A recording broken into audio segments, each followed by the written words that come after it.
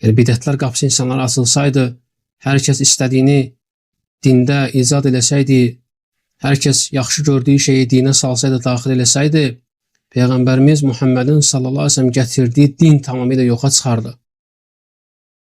Rəbbimiz Azza və Cəllə buyurur ki, Rəbbinizdən sizə nazil edilənə tabi olun. Nəyə tabi olun? Gözəl bidətlərəmi? Bidətlərəmi? Ağlımızın gözəl gördüklərinəmi? Nəfsimizin bizə diktə etdiklərinəmi? Ayə belədir? Xeyr, əsla. Ayədə Allah buyurur ki, Rəbbinizdən sizə nazil edilənə tabi olun. Rəbbimizdən bizə nazil olanlara zidd olan hər hansı bir şeylə Allaha yaxınlaşmaq olmaz və ona tabi olmaq icazəli deyil. Doğru olan dəlil yalnız Quran və Peyğəmbər sallallahu əleyhi və səlləm sünnəsidir. Allaha ancaq bu ikisi ilə yaxınlaşmaq mümkündür. Və təbii ki, bunları insan fəhm eləyəndə sələf-i salihin fəhmi ilə başa düşəcək.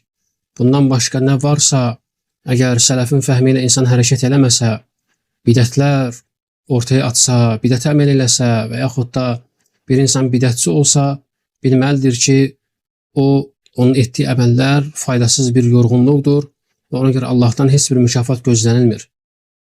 Yəni, bidət edən şəxs nə qazanmaq istəyir? Savab mı?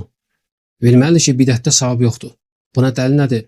Peyğəmbər sallallahu aleyhi ve sellem Buxarı Müslimdə buyurur ki, gələn hədisdə, kim bizim bu işimizə ondan olmayan bir yenilik əlavə edərsə, o rədd olunar. Yəni, o əməl geri qaytarlar, qəbul edilməz. Və İmam Malikin tələbəsi Yahya ibn Yahya Leyth rahimehullah deyir ki, sünniyə müxalif olan bir işdə savab ümidi yoxdur.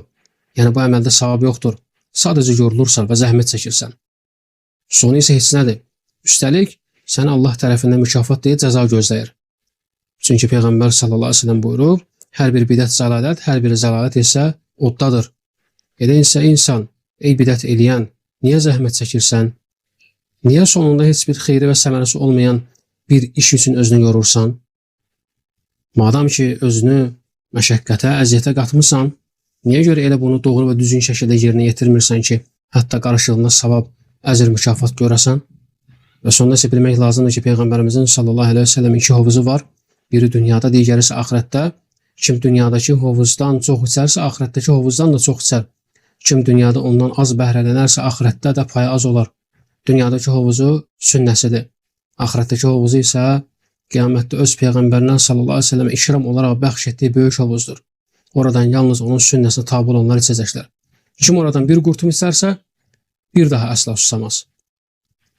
Ona görə Allahdan istəyir ki, bizi sünnənin köməkçilərindən, ona sadiq olanlardan və ondan bir tük qədər ayrılmayanlardan etsin.